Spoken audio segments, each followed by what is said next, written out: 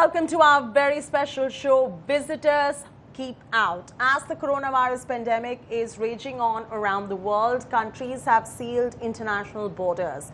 All flights have been suspended, and with the lockdown in place, there's also a ban on intercity and interstate travel. The situation is unprecedented to say the least. But will 2020 be a complete washout for travel and tourism industry, or will there be a rebound? That's going to be our top focus over the next half hour.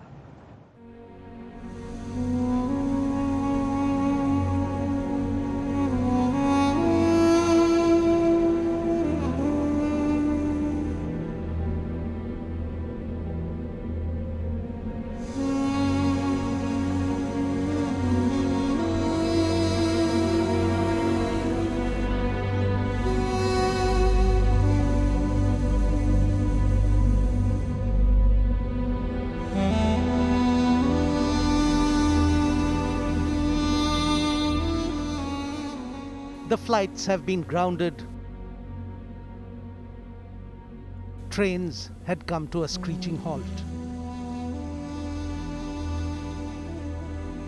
Hotels are lying vacant. And the tourist destinations resemble ghost towns. This is what the coronavirus pandemic has done to the travel and tourism industry. It is a national emergency and it does need to be addressed quickly by government. The economic impact is being assessed to run into thousands of crores of rupees. This is the first time when the travel industry has been directly affected by the pandemic. There is no revenue, there is no cash flow in the month of April, and the same will happen in May. This is one of the worst crises ever to hit the Indian tourism industry, impacting all its geographical segments. The industries are going through massive financial losses, and there are huge layoffs happening all across due to zero income.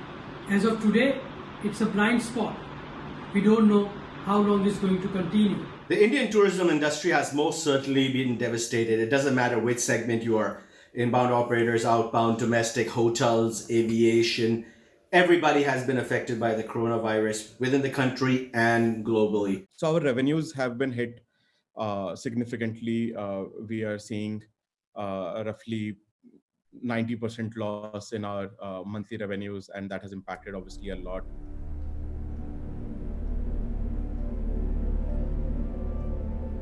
However, there is a silver lining. Insiders believe that the industry will rebound. We are very optimistic that as soon as COVID settles down and the new protocols around safety are in place, then tourism of all kinds is going to bounce back, because don't we all want to believe in the resilience of humanity to deal with all kinds of adversities, including pandemics. According to some private industry-based surveys, the Indian travel and tourism sector may be down but not out.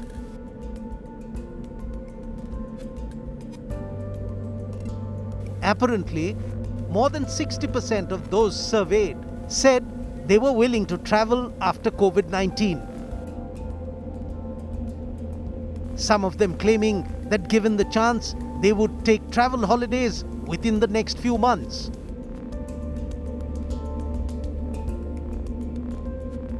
But then all that is in the future. For now, everything is shut and timelines are more in the realm of speculations than hard facts.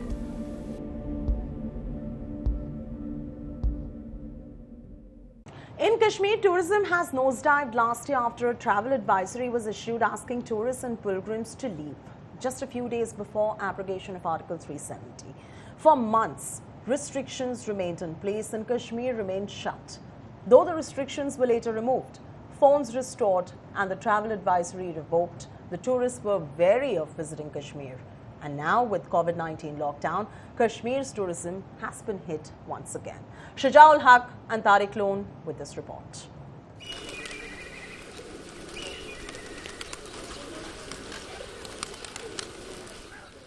The nationwide lockdown robbed the Kashmir Valley of its chance to bounce back to life.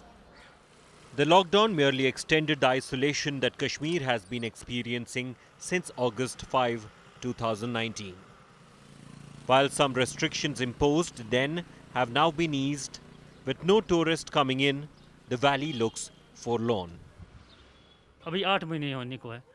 8 महीने के बाद हमें उच लगा कि मार्च से हमें expectation थी कि यहाँ पर टूरिज़्म फ्लो हो जाएगा, लेकिन ये वायरस की वजह से अभी हमारा बिल्कुल सारा लॉकडाउन है इंडिया, लेकिन अब ज़्यादा इफेक्ट हम लोगों पर पड़ेगा क्योंकि हम टूरिज़्म पर डिपेंड हैं सर। तो इस वजह से हमारा काम जो है बिल्कुल ठप है।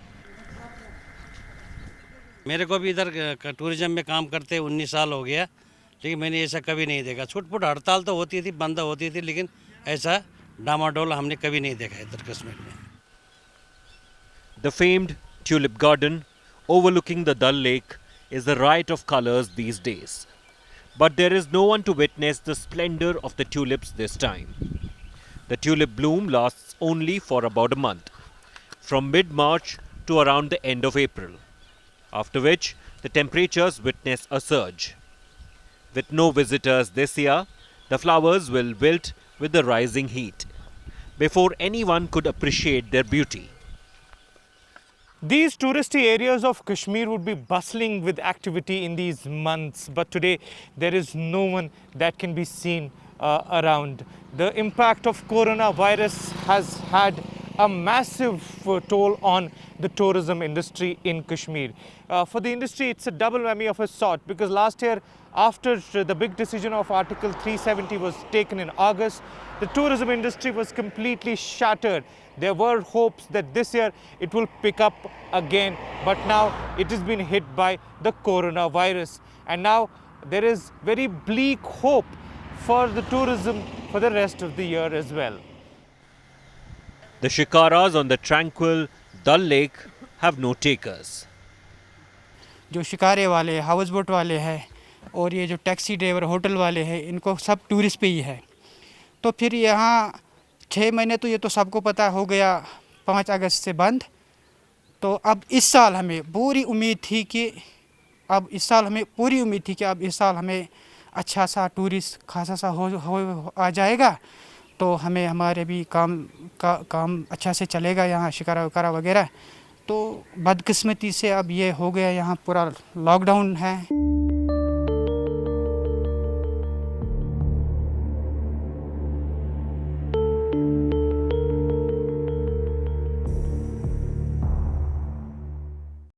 It is that time of the year when most of us in the plains would just pack our bags and rush to the hill stations in the north, but not this year. For the first time in many, many decades, the hoteliers in the hill stations of Kullu, Manali, Shimla, Mussoorie and Nainital have no reason to prepare for the peak season ahead, because there isn't going to be one. With the coronavirus-induced lockdown in place, there is no tourist movement, and the tourism industry is staring at a rather bleak future. Here's a look. Empty roads, closed shops, vacant hotels, and no rafters in the waters of River Bias. In the usually peak tourist months of April, May and June, there are no tourists in sight in any of the popular summer destinations, and all of them resemble ghost towns. पर्वतों की रानी पर्यटकों से ही चलती थी। आज जो है पूरा उत्तराखंड, मसूरी बिल्कुल पर्यटक विहीन है और यहाँ पे कोई भी पर्यटक देखने को नहीं मिल रहा है। इस समय हमारा जो है पीक सीजन टाइम होता था और मसूरी की सड़कें खचाखच भरी रहती थी, होटलों में जगह नहीं होती थी। आज सभी दुकानदार, सभी होटल व्यवसायी और सभी सड़कें बिल्कुल खाली है। करोड़ों रुपए का नुकसान हो गया है जिसका कोई हिसाब नहीं।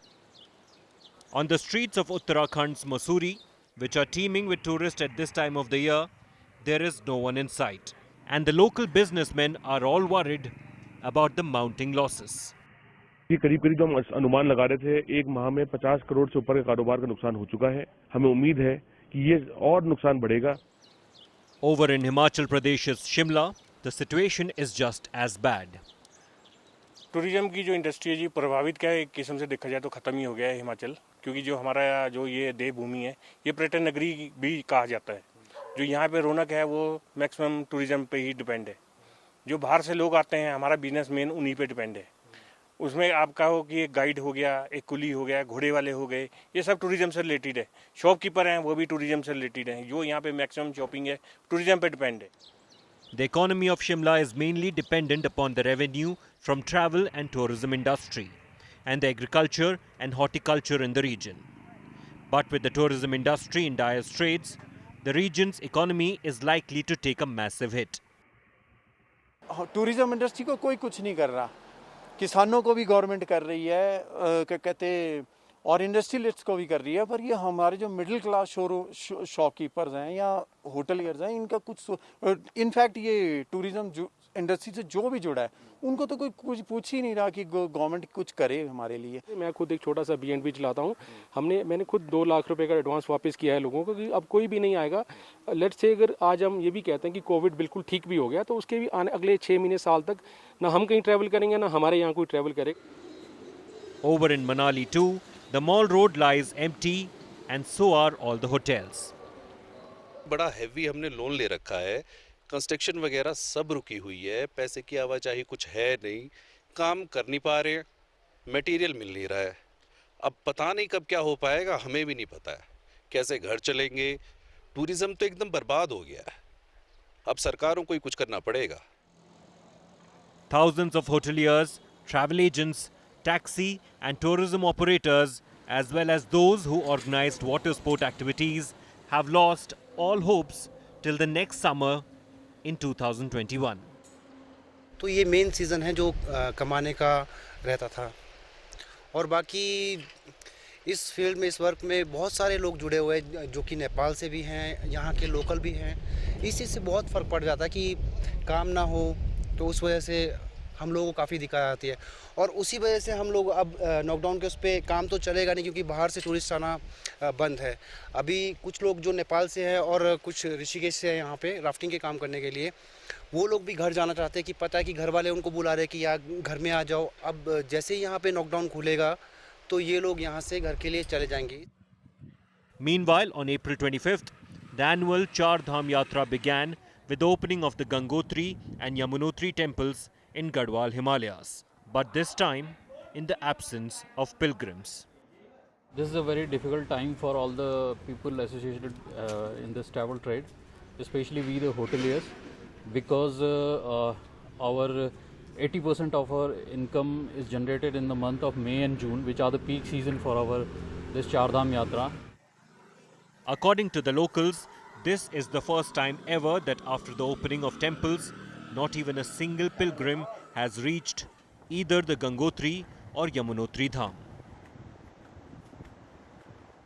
It's not just the hill stations. There are many states in the country that earn huge amount of revenue through tourism. But as the pandemic rages on, disrupting lives and livelihoods, the story of devastation repeats itself at all the tourist destinations. Here's a look.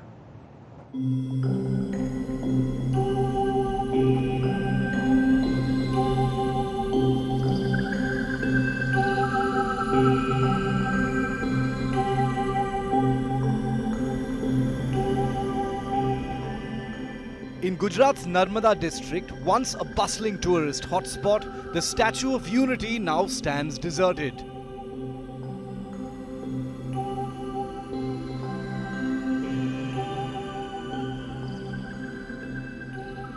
In the year 2019, over 45 lakh tourists visited the imposing structure, generating a revenue of 82.51 crore rupees. But the shadow of coronavirus now looms larger than the shadow of this giant statue, and the statue administration have their own shadow to contend with, having had to refund all bookings made in advance for the period of the lockdown. वैसे तो जो statue of unity बंद है, लेकिन जो उसके security के लिए जो मिनिमम डिप्लॉयमेंट चाहिए वो हमारे सिक्योरिटी गार्ड्स वगैरह उसकी मेंटेनेंस के लिए, साफ़ सफाई के लिए एक हमारी जो टीम है वो अभी कार्यरत है। और जिसने भी यहाँ पे बुकिंग करवाया था, एडवांस बुकिंग करवाया था ये लॉकडाउन के पीरियड का, तो वो सभी प्रवासियों को हम लोगों ने करीब 5,000 जितने प्रवासी हैं उनको हमने पूरा रिफंड उनको हमने दे दिया है और बैंक के माध्यम से उनको रिफंड पहुंच गया है।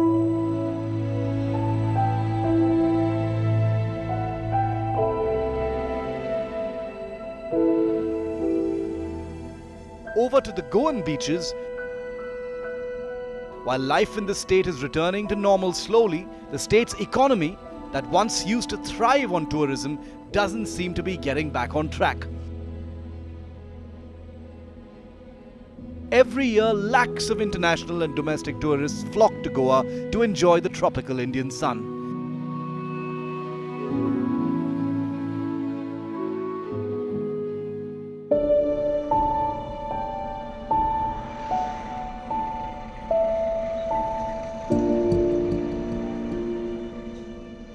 Another state which sees a large number of foreign tourists, the land of Maharajas, now looks barren. Rajasthan earns crores of rupees from tourism every year. The state's massive hotel industry, marginal workers and artisans all depend on tourism to earn their livelihoods.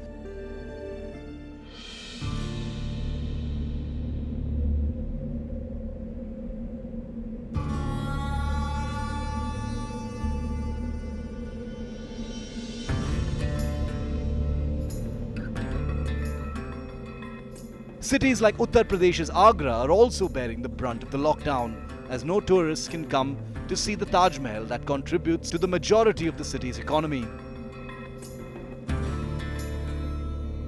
UP is the second most visited state by domestic tourists and the third most visited by foreign travelers.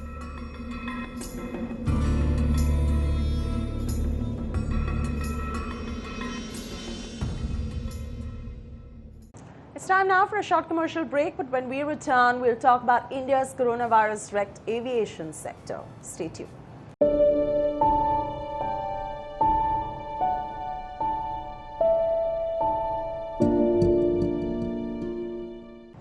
The travel and tourism industry is now reeling in the face of coronavirus pandemic, and amongst the hardest hit are the ones who made a living out of traveling. Here's a look.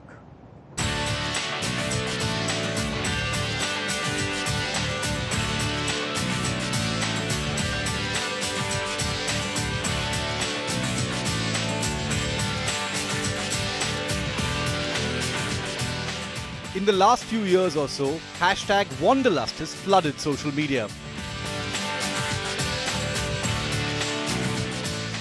Photos, videos, travel blogs and vlogs were the it thing.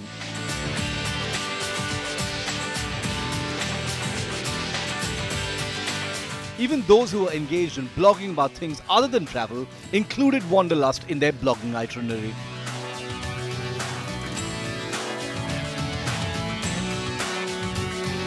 Some made a living out of it, and some made travel their style of living,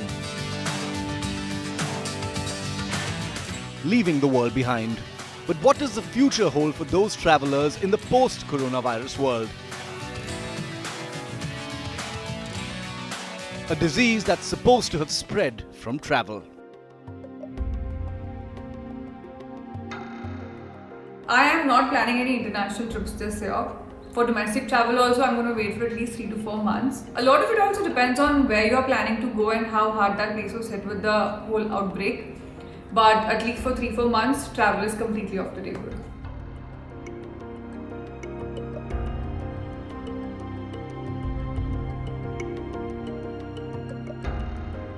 In times like these, of course, it is very difficult to sustain your blog or to sustain your Instagram handle.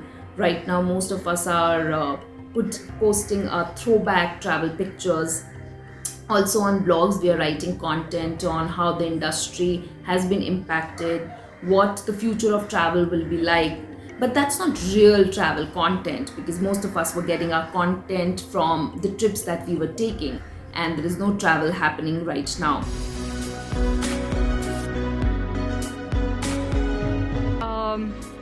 I had some trouble breathing last night because of lack of oxygen, but everything looks good now. The entire tourism industry is struggling to sustain and survive, and with it, travel content creators.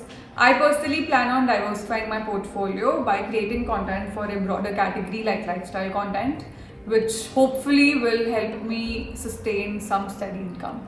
Personally, also, I don't think I would be traveling for a very long time, at least not by an airline. Maybe a weekend trip or a staycation, Also, most of my travel was with my 3-year-old toddler, my little explorer.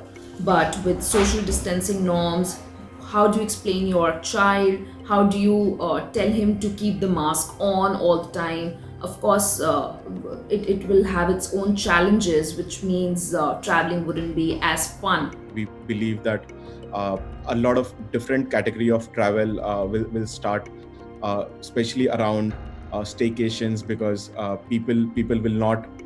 So people will be probably taking much bigger vacations instead of a weekend instead of just for a weekend, because working from home could become much easier for them. So people, instead of traveling for 3 days or 2 days, they might travel for the entire week, where they work for a while and they also travel for a while.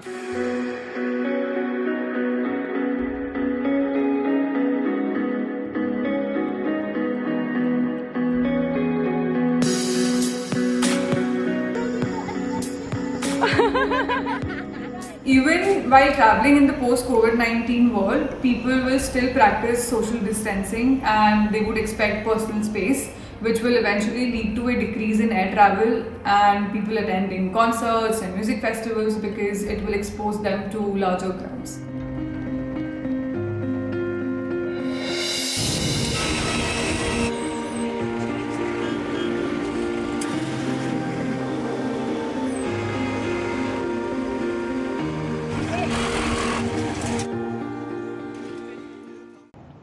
The Indian government ordered suspension of all international air traffic from 23rd of March. The domestic flights were also stopped from the midnight of 24th of March, if you remember. A move that was necessary but is bound to have a huge bearing on the margins of all international and domestic airlines. Remember, airline sector anyway operates on a very thin profit margin, and on top of that, this. Subsequently, the crucial aviation sector that connects nations across the world is witnessing a flurry of layoffs and pay cuts as well. Watch our next report for more details on this.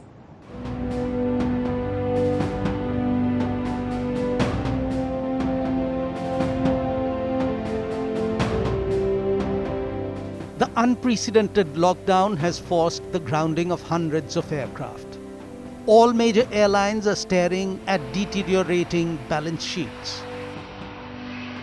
All of them are in desperate need of cash. And most have announced pay cuts as well as job cuts. It's a bloodbath in the Indian aviation industry. The situation for India is very severe indeed. We issued a revised forecast about a week ago. We're looking at a 47% fall in passenger demand.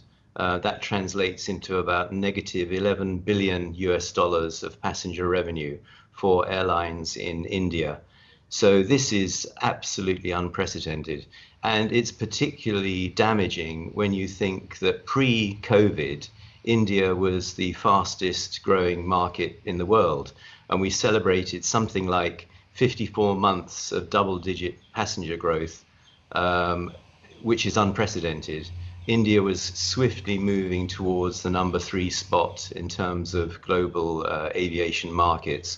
So this has been a quite cataclysmic reverse in the market demand and the trend. This is testing time for all of us. As you know, all the industries are affected, so is aviation. And we are aware, like many companies, they have taken cost cutting measures.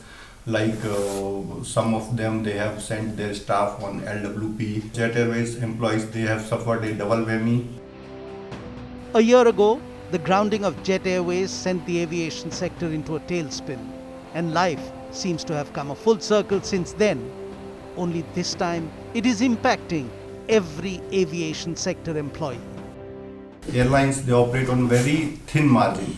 So we request government to take appropriate measures. They should waive off landing, these parking charges and all those airport charges as applicable.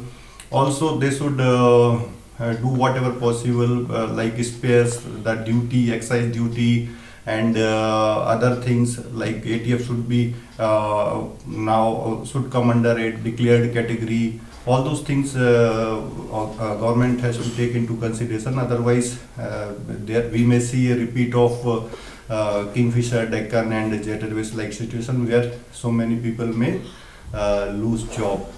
The Indian government, unlike some of its global peers, has till now not shown any inclination to bail out the aviation industry. Firstly, direct financial support, injecting money into airlines, liquidity. Secondly, things like loans and loan guarantees. Thirdly, corporate bonds, or giving airlines access to the corporate bond market so that they can raise money themselves. And then fourthly, there are all the other government-related charges, taxes, levies, aeronautical, airport charges that can be deferred or taken away entirely for this period to reduce the burden on airlines and allow them to get through this period in reasonable shape. I've already been approached by a few airlines for their media campaigns whenever the situation opens up. So we are thinking that there will be a short surge because companies will want to instill confidence among potential customers, and they might initially give discounts as well, and instill that confidence that traveling is going to be safe. In long term, yes. So in medium to long term, I think there might be a bigger impact in terms of marketing spends getting reduced, at least for the next financial year. Meanwhile, many of the cash-strapped airline companies have reopened bookings for domestic flights from as early as 16th of May, even though the government has not yet announced its decision to revoke its order on the suspension of flights. This move by the airline companies reflect the precarious financial condition of the entire Indian aviation sector. That's a wrap from me, Chaiti Narula, on the special show. Thanks so much for tuning in. Thanks for your time.